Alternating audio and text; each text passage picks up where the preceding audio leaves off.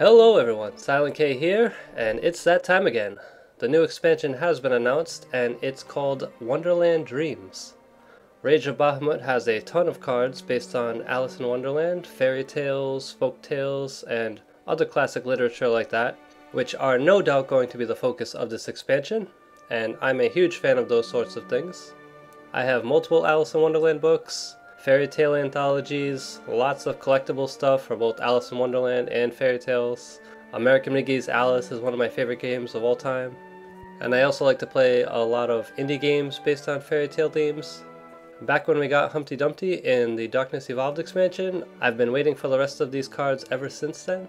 So, needless to say, I'm very excited, so expect me to ramble a bit about the origin and flavor of these cards if I happen to know something about them. And I will be researching them specifically to talk about them during the videos, so I hope you don't mind. The other focus of this expansion is neutralcraft. Yes, the Wonderland Dreams promo website specifically states that the expansion will be focusing on neutralcraft. In the past, during card reviews, I've typically given 2 scores to potential neutralcraft cards based on how good they would be in a normal deck and how good they would be in a neutralcraft deck. But for this set, we're just going to assume that neutralcraft cards will be used in a neutralcraft deck, and the score is going to reflect that. Alright, time to get to the cards. As usual, I rank based both on power curve and on utility, and add or subtract points depending on how much it deviates from existing cards. So if a new card is on power curve with existing cards and doesn't offer any new utility, it would get a 0 score, and then if it were more powerful or if it offered new utility, that would increase the score. If it were worse than existing cards, that would decrease the score. And typically the range is between -2 and +2. And normally I do class cards first with neutrals last, but because the poster child for this expansion is so important to both of the factors I just mentioned, we should just start with her. So for neutrals, the main girl herself, Alice, Wonderland Explorer. Legendary, 4 mana 3/4.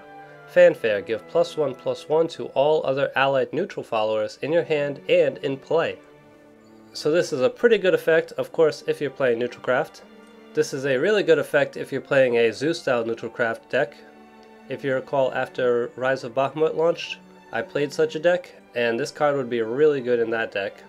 It has a lot of small to medium-sized followers. It has a lot of card draw and a lot of card generation. It's a very follower-oriented deck. And compounding the buffs you get from Valkyrie Spear, that's a lot of value. A lot of people played a neutralcraft deck that focused entirely on getting value out of Sahakiel though. It's not as follower oriented, so you're not going to get as much value out of this card in those decks as you would in my Zoo style deck, but it's still pretty good effect. Plus you get full stats for this card. 3/4 for 4 is baseline, and you get +2/+2 when you evolve. You're not losing anything from the fanfare. So overall, +2. Really good card. Onto Bloodcraft. Big Knuckle Bodyguard, 4 mana 3/4. Fanfare, destroy an enemy follower with 3 defense or less. Deal 2 damage to your leader if Vengeance is not active for you. It's Dragon Warrior without an evil point? Well, not really. It's a very powerful fanfare, but you still only get to kill one thing unless you evolve it. It is still really good though. And I will repeat what I said when I reviewed Spiderweb Imp. Vengeance effects work a lot better when they're printed this way, where you get a good value effect regardless of whether you're in Vengeance, and then if you're not in Vengeance, then you pay some sort of price on top of that, as opposed to the basic Vengeance cards, which are mostly just vanilla minions that get benefits if you're in Vengeance, and typically you don't get any value out of those, because your opponent can just play around it. Cards like this though, very powerful. Even if you only kill one thing, you're most likely going to be able to kill whatever your opponent played last turn, or you can clean up a follower that they left after an evolve trade. And once again, you're not paying any stats for this powerful fanfare. You get the full 3/4, you get the full +2/+2. Very strong card. Overall +2. For Dragoncraft, Draconic Lance. 6 mana spell, destroy an enemy follower. If you play a follower that originally cost at least 5 play points, change the cost of this card to 4. So it's basic card removal with a minor positive and a minor negative. And leaving it at that, it would be worth an overall 0, but you have to compare it directly with Lightning Blast. This card could be better than Lightning Blast in a meta without any banished targets, but there are enough win condition banished targets like Seraph and Mordecai, where that's probably never going to be the case, so overall -1. For Forestcraft, Woodland Band, 3 mana amulet. At the end of your turn, give all allied followers +2/+2 if at least 4 followers with a different name are in play. Then destroy this amulet. So it's not quite as terrible as it might first appear. The text does say 4 followers, not 4 allied followers, so that should include both sides of the board. And it does proc at the end of your turn, so you can proc it fairly reliably, and you can fairly reliably get it to proc on exactly what you want. However, amulets are a tempo loss, so pretty much all amulets to see play aside from countdown amulets either promote a win condition, or they offer recurring benefits over turns. This amulet's not strong enough to be a win condition, and it doesn't offer any recurring benefits, so you're basically dropping tempo on a turn, only to gain it for 1 turn, so it's only a little bit better than breaking even. In the best scenarios, it's only going to be okay. Overall, -1. For Havencraft, Odette, White Swan, 6 mana 4/5. Fanfare, summon an enemy Odile, Black Swan, then evolve this follower. Evolved, at the end of your turn, restore 2 defense to all allies. And Odile is a 6 mana 5/4. Fanfare, summon an enemy Odette, White Swan, then evolve this follower. Evolved, at the end of your turn, deal 2 damage to all enemies. Now, obviously, when you summon the enemy Odile, she doesn't get the fanfare or the evolved text. But this is where I start rambling. These cards are very flavorful cards, based on the play Swan Lake. I love the design and the theme. It reminds me a lot of the anime Princess Tutu. I know that sounds backwards. I'm a big fan of fairy tales and Alice in Wonderland and whatnot, but plays aren't really my thing. I do like the stories of them, I just don't like watching the actual plays. But if you haven't seen Princess Tutu, the name is what puts most people off. If you actually do watch it, it's a really good show though. The main character has a lot of references to Odette. Her arrival in the show has a lot of references to Odile, and there are a lot of references to a lot of different things in that show. Many of which come from classic plays such as Swan Lake and the Nutcracker. It's cards like this that I'm most looking forward to in this set. But how good is it in play?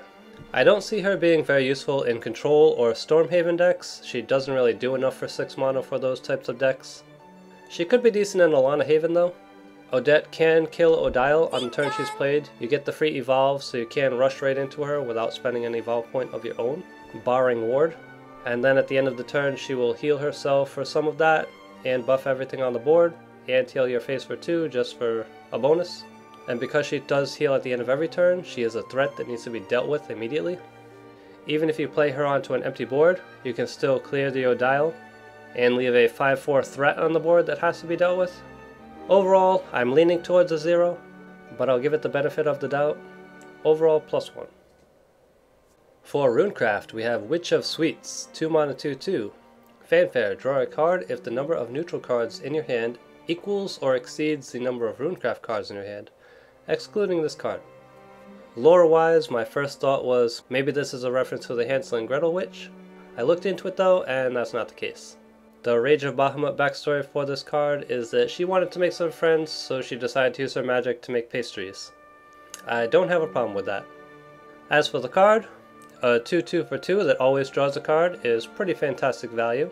Ironically, class-based neutralcraft cards are anti-synergy, but if you're going heavy on the theme, then your neutralcraft deck probably doesn't have very many, if any, class cards anyway, so it's not really a drawback. Overall, +1. For Shadowcraft, we have Odile, Black Swan, 6 mana 5/4, Fanfare, summon an enemy Odette, White Swan, then evolve this follower. Evolved, at the end of your turn, deal 2 damage to all enemies. This is pretty good value. Much like Odette, Odile can kill the enemy Odette on the turn she's played, barring any ward, and the 2 damage AoE is a pretty good effect. The one problem I see is that aggro and mid-range decks can't really risk letting the Odette live, and their deck is mainly focused towards building a board rather than controlling the enemy's board. And Shadowcraft control decks are pretty much all Nephthys, and Nephthys decks can't run a 6 cost that doesn't have Nephthys synergy. So I have to give this an overall -1. Not a bad card, it just doesn't seem to fit into any decks very well. Onto Swordcraft, Bladed Hedgehog, 2 mana 1/3, whenever an enemy follower is destroyed, gain +1/+0. This card is nothing really special, but it's not a bad inclusion in an aggro deck. If you get 1 buff on it, it does trade very well with other 2-drops, Keep in mind that the baseline stat difference in Shadowverse between a 2 and a 3 cost follower is just 1 stat point. You typically get a 2-2 for 2 and a 2-3 for 3. So if you get 1 buff on this, then you're basically getting a 3 cost for 2. And it can trade with 2 2-cost followers. And it's also a pretty good fencer target. Not bad, but not great. Overall, 0. And the last card for now, Old Man and Old Woman. 3 mana 1/4, can attack 2 times per turn. Evolved, this gains Bane, and can also attack 2 times per turn. Lore-wise, this card was the most surprising. I happened to see the evolved artwork for the Rage of Bahamut card that this was based on, and I won't spoil it in this video. And immediately upon seeing it, I thought to myself, this card has to be based on some Japanese folktale or another. So I researched it, and it actually was, but it wasn't even close to what I expected. It turns out that this old man and woman are the parents of Momotaro, the story of a childless couple where the wife is washing clothes in the river one day and she sees a peach floating down it. She takes it home to her husband to share it. They split it open and there's a baby inside. They name him Momotaro. He goes on adventures, blah blah blah. Happy ending. In this card though, the mother and father, they have their own little story. And if you want to find out what that story is, just take a look at the evolved artwork. You're in for a surprise. As for the card, it's pretty good value when evolved. There are only a couple other cards in the game for less than 4 mana that can reliably kill 2 followers with an evolve point. And those would be Sledgehammer Exorcist, Levy, and Little Soul Squasher. This card is a little bit worse than those ones though. You do have to take damage twice, whereas those other cards only take damage once. So it's not likely to survive killing 2 things. It's also not as good as those cards without an evil point. Levy and Sledgehammer have better stats and stat distribution for their mana costs. And Little Soul Squasher has a fanfare effect, whereas this thing is just a 1/4 that can attack twice per turn for 3 mana. Not really great. Your opponent will have to deal with it due to the risks of buffing it and then being able to attack twice per turn with it, but they will be able to trade favorably into it since it's only 1 attack to begin with.